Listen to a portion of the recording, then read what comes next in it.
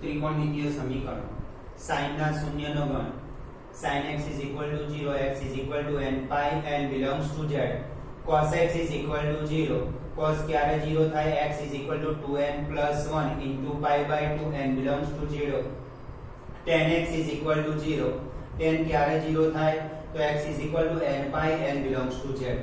sin અને tan ના શૂન્યનો ગણ સરખો છે અને cos અને cot ના શૂન્યનો ગણ સરખો છે.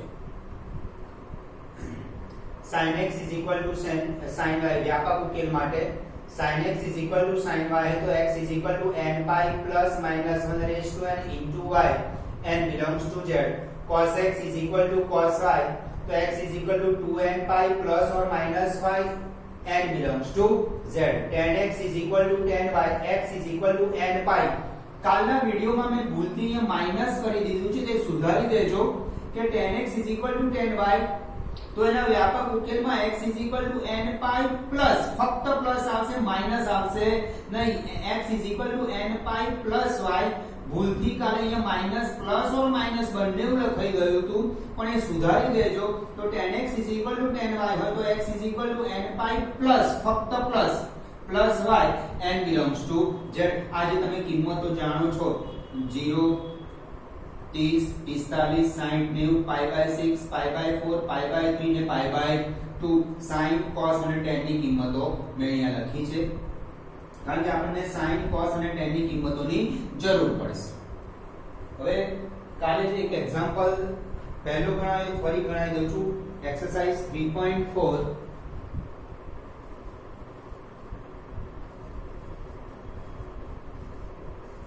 પહેલો example tan x is equal to √3. tan અહીંયા પોઝિટિવ છે, આ પોઝિટિવ છે. tan પોઝિટિવ પ્રથમ અને તૃતીય ચરણ.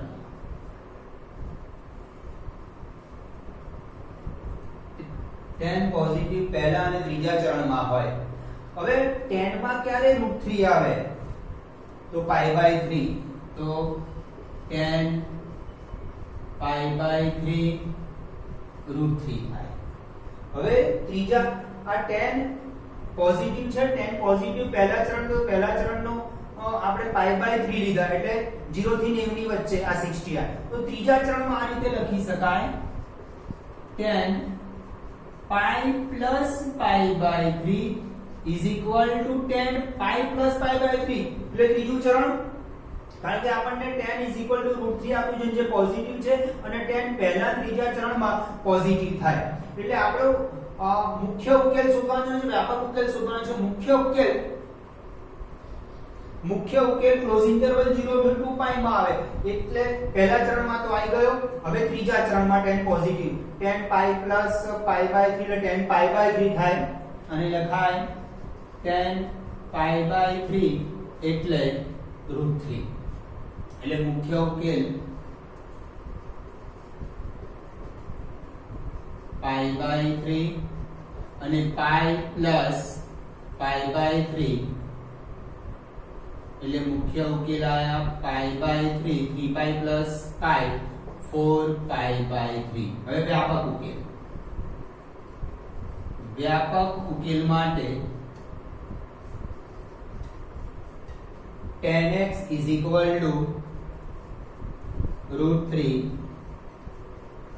tan x is equal to, tan માં √3 ક્યારે આવે, તો tan pi by 3. આપણે વ્યાપક ઉકેલ માટે tan x is equal to tan y બનાવી દેવાનું. આ બની ગયું tan x is equal to tan y. therefore x is equal to n pi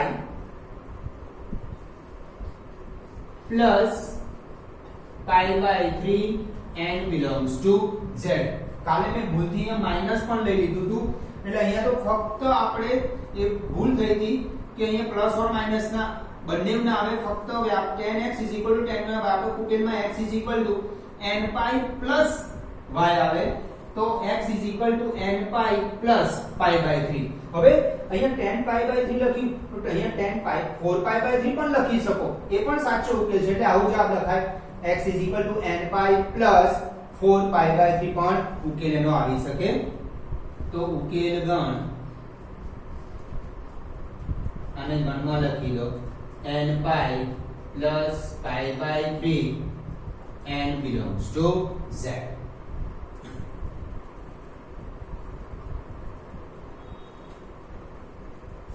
બીજો example sec x is equal to 2. આપણે sin cos અને tan છે એ સિવાય જે આપણે આ sec આપ્યા છે તેને cos માં ફેરવી દઈએ. cos x is equal to 1/2 આ પોઝિટિવ છે એ cos પોઝિટિવ પ્રથમ અને ચતુર્થ ચરણમાં થશે. cos માં 1/2 ક્યારે આવે? π/3 વખતે. તો cos π/3 1/2 થાય. અને ચતુર્થ ચરણને આ રીતે લખાય 2π - θ. θ એટલે આપણે π/3 લેવાનું છે is equal to પણ 1/2 આવે. માટે મુખ્ય ઉકેલ π/3 અને 2π minus π/3 π/3 5π/3 આના મુખ્ય ઉકેલ થયા. હવે વ્યાપક ઉકેલ cos x is equal to 1/2 cos x. cos માં 1/2 ક્યારે આવે? તો cos π/3. cos માં 1/2 cos π/3 વખતે આવે એવું જરૂર નથી. cos 2π minus π/3 વખતે પણ 1/2 જ આવે.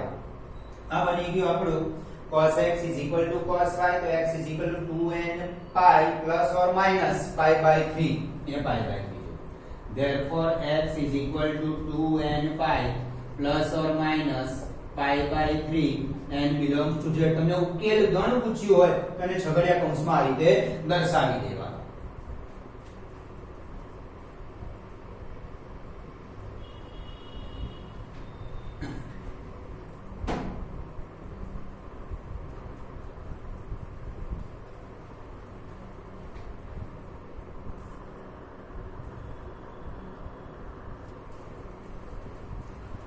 cot x is equal to -√3.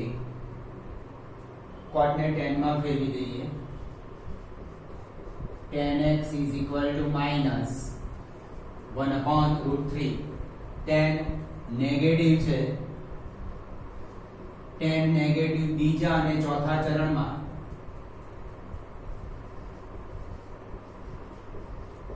અને ચોથા ચરણ.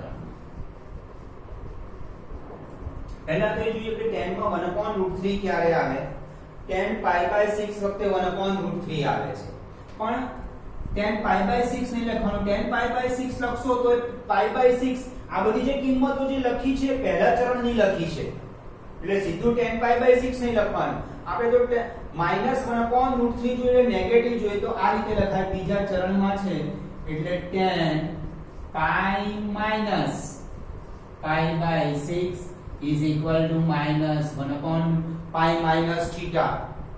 π minus theta એટલે π/6 છે. આપણે અહીંયા π minus theta બીજું ચરણ, બીજા ચરણમાં tan નેગેટિવ એટલે tan આવું થશે. tan π minus theta એટલે minus tan theta. આપણે theta એટલે શું છે? π/6 છે. એટલે tan π/6 ની કિંમત 1/3 એટલે -1/√3 આવશે. અને ચોથા ચરણમાં એટલે આ રીતે લખાય tan 2π minus π/6 minus 1. વિધેય બદલાય નહીં. x અક્ષ પરથી જે ડેલ્ટા હશે આપણે π પ્લસ કરીએ તો π minus 2π plus 2π minus વિધેય ના બદલાય. ફક્ત ચરણ પ્રમાણે ચિહ્ન બદલાય. એટલે આ 0 થી 2π ની વચ્ચે બે કિંમતો મળી ગઈ. મુખ્ય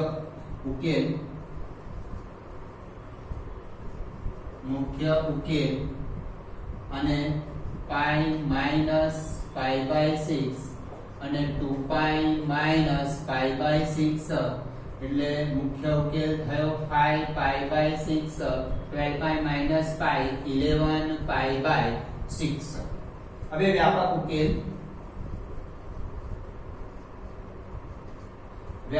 ઉકેલ માટે આપણે આ જ લઈશું 10x is equal to minus 1 upon root 3. 10x is equal to આ લઈ લો 10 pi minus pi by 6. 10 pi minus pi by 6 ને કહેવાય શું? 5 pi by 6 10 5 pi by 6 10 5 pi by 6 એટલે minus 1 upon root 3 minus 1 upon root 3 એટલે 10 pi minus pi by 6 pi minus pi by 6 નું લસાઅ સાદુરૂપ આપો એટલે 10 5 પાઈ બાય 6 બન્યું. હવે આપણું સૂત્ર 10x is equal to 10y જેવું બની ગયું. therefore x is equal to n pi plus 5 by 6 n belongs to z.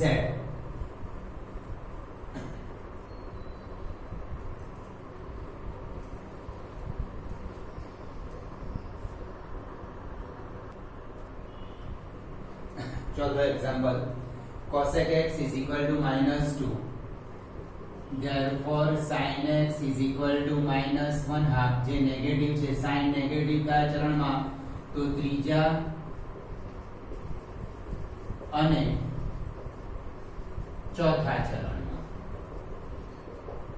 બરાબર. sin માં 1/2 ક્યારે આવે? તો પાઈ બાય 6 વખતે. sin પાઈ બાય 6 નહીં લખવાનું. sin પાઈ બાય 6 સીધું લખશો તો એ માઈનસ 1/2 ના કહેવાય, 1/2 કહેવાય.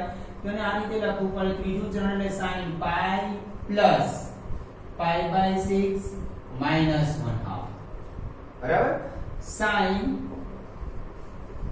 2 પાઈ માઈનસ પાઈ બાય 6 એ પણ માઈનસ 1/2 થયું. માટે મુખ્ય ઉકેલ આ જે થીટા છે આપણો આ પાઈ પ્લસ પાઈ બાય 6 અને 2 પાઈ માઈનસ પાઈ બાય 6 એ મુખ્ય ઉકેલ થયા આપણા. Pi plus pi by 6 2 pi minus pi by 6 7 pi by 6 12 pi minus pi 11 pi by 6 આ મુખ્ય ઉકેલ થયા. વ્યાપક ઉકેલ sin x is equal to minus 1/2. sin x is equal to sin pi plus pi by 6 આલો minus 1/2 બરાબર, અથવા આલો ગમે તે એક લઈ શકાશે. એટલે sin pi plus pi by 6 એટલે આને કહેવાય sin 7 pi by 6. હવે આવો વિચારતા નહીં સર માઈનસ કઈ ગયો? Actually pi plus pi by 6 એટલે ત્રીજું ચરણ. ત્રીજા ચરણમાં sin નેગેટિવ વિધેય ના બદલાય is equal to minus pi by 6 is equal to minus, એટલે આના બરાબર આ લખી શકાય, આના બરાબર આ લખાય. હવે આપણું સૂત્ર sin x is equal to sin x is equal to n pi. therefore x is equal to n pi plus minus 1 raise to n minus 1 raised to n into y. y એટલે આપણે 7 pi by 6 n belongs to z. આ થયો વ્યાપક ઉકેલ, પેલો મુખ્ય ઉકેલ.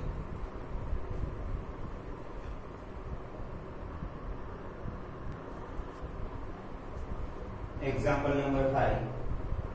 આપેલ સમીકરણના વ્યાપક ઉકેલ શોધવાના છે. મુખ્ય ઉકેલ નહીં શોધાય કારણ કે કિંમતો નથી આપી આપણને. અને આ રીતે લખાશે cos 4x minus cos 2x is equal to 0. cos वाला पद एक बाजू कर દીધા. cos 4x minus cos 2x is equal to 0. હવે આપણે સૂત્ર અહીંયા વાપરીશું c minus c એટલે minus 2 sin 4x plus 2x upon 2 into sin 4x minus 2x upon 2 is equal to 0. Therefore minus 2 sin 4x plus 2x 6x upon 2 3x into sin 4x minus 2x upon 2 x is equal to 0. આ જ્ઞાત સંખ્યા છે એટલે આમાં x નથી આમાં, એટલે -2 આ બાજુ છેદમાં 0 ના છેદમાં લઈ જઈ શકાશે. therefore sin 3x into sin x is equal -2 છેદમાં લઈ ગયો આ બાજુ. હવે આ એક નિયમ છે કે બે આ રીતે ગુણાકારમાં હોય તો x બરાબર 0 અથવા y બરાબર 0 આ રીતે લખાય. તો અહીંયા આ બે વિધેય ગુણાકારમાં છે તો sin 3x is equal to 0 અથવા sin x is equal to 0. હવે is equal to 0 આવે એટલે sin ના શૂન્યનો ગણ લેવાનો. sin ના શૂન્યનો ગણ અહીંયા x એટલે x લખ્યું છે મેં. sin x is equal to 0, therefore x is equal to n pi. અહીંયા sin 3x છે, therefore 3x is equal to n pi. n belongs to z. અથવા sin x બરાબર 0, x is equal to n pi. n belongs to z. આપણે તો x શોધવાનો છે, therefore x is equal to n pi by 3. n belongs to z અથવા x is equal to n pi. n belongs to z. અને આપણે ઉકેલ ગણ રીતે લખવું હોય આને તો આનો ઉકેલ ગણ n pi by 3 n belongs to z યોગ અથવા છે એટલે n pi n belongs to z. આ રીતે આનો ઉકેલ ગણ લખી શકાય.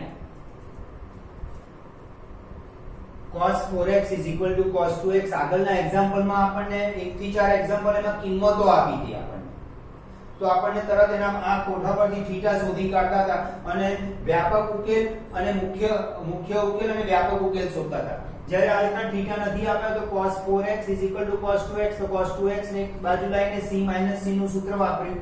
-2 ને 0 ના છેદમાં લઈ ગયો. sin 3x ને છેદમાં ના લઈ જવાય. sin 0 થાય પણ ખરું, ન પણ થાય, એટલે અજ્ઞાતને કદાપી છેદમાં નહીં લઈ જવાનું. આ જ્ઞાત સંખ્યા છે એટલે આપણે -2 ને 0 ના છેદમાં લઈ ગયેલા. 0 upon -2 એટલે 0 લખી શકાય. તમને તો sin 3x ને પણ સબ છેદમાં લઈ જાવ શું થવાનું છે?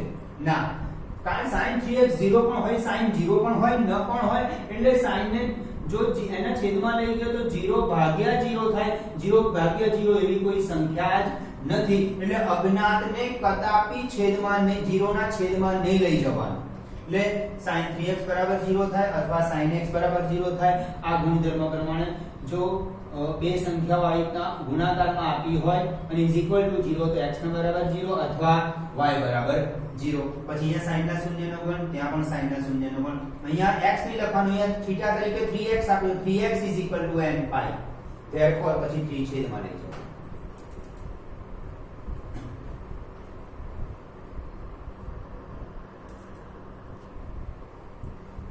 છઠ્ઠો example cos 3x plus cos x minus cos 2x is equal to 0. આમાં પણ વ્યાપક ઉકેલ જ શોધવાનો છે. આ બંનેની જોડી પર અહીં આપી દીધી છે. આ બંને વચ્ચે c plus c કરીએ. આ બંને વચ્ચે c plus c કરવાનો ફાયદો એ થશે કે 3x plus x upon 2 એટલે 4x upon 2x આવશે. cos 2x એ કોમન નીકળી જશે. આ બંને વચ્ચે c plus c 2 cos 3x plus x upon 2 into cos 3x minus x upon 2 minus cos 2x is equal to 0. Therefore 2 cos 4x upon 2 2x into cos 3x minus x 2x upon 2 x minus cos 2x is equal to 0. Cos 2x common into 2 cos x minus 1 is equal to 0. આ એક સંખ્યા છે ગુણ્યા આ આખી બીજી સંખ્યા છે, બરાબર. હવે આને છેદમાં લઈ જવાનું વિચારતા નહીં. આ અજ્ઞાત છે આપણા માટે, x આપ્યો છે એટલે cos 2x અજ્ઞાત છે.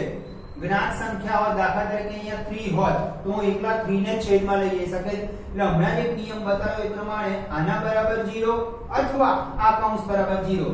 એટલે cos 2x અને આ ગુણાકારના સંબંધમાં છે એટલે cos 2x બરાબર 0 અથવા 2 cos x -1 બરાબર 0.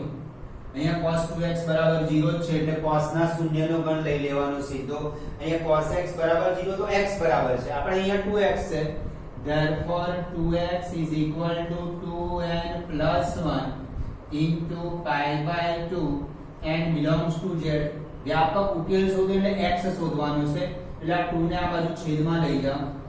x is equal to 2n plus 1 into pi by 4 n belongs to z. અથવા 2 cos x is equal to 1 cos x is equal to 1 by 2. cos માં 1/2 ક્યારે આવે? cos માં 1/2 pi by 3 વખતે. તો cos x is equal to cos pi by 3. આ બની ગયું વ્યાપક ઉકેલ માટેનું. એક બાજુ cos x છે અને એક બાજુ 1/2. આમાંથી કિંમતો છે બરાબર એટલે cos x is equal to આ પ્લસ માં છે એટલે cos pi by 3 પહેલા ચરણની મેં કિંમત લઈ લીધી પ્લસ છે એટલા માટે. cos પોઝિટિવ ચોથા ચરણમાં પણ થાય તો અહીંયા આની જગ્યાએ તમારે cos 2pi minus pi by 3 પણ લખી શકો પણ એ લખવું નથી આપણે કે cos માં 1/2 ક્યારે આવે તો pi by 3. તો આ વ્યાપક ઉકેલમાં cos x is equal to cos y જે આપણને y મળી ગયા pi by 3. therefore x is equal to 2n pi plus or minus pi by 3 n belongs to z. આ સૂત્રનો ઉપયોગ કર્યો આપણે. x is equal to 2n pi plus or minus pi by 3 જે આપણને થીટા 0 થી pi by ક્લોઝ ઇન્ટરવલ 0 થી pi by 2 માં મળી જાય એના મદદથી આપણે વ્યાપક ઉકેલ આ શોધી શકીએ છીએ. હવે તમે આનો ઉકેલ ઘરમાં લખવો હોય તો આન યોગ આ એ પ્રમાણે આગળના એક્ઝામ્પલમાં યોગ કરીને બતાવ્યો તો એ પ્રમાણે લખી શકાય.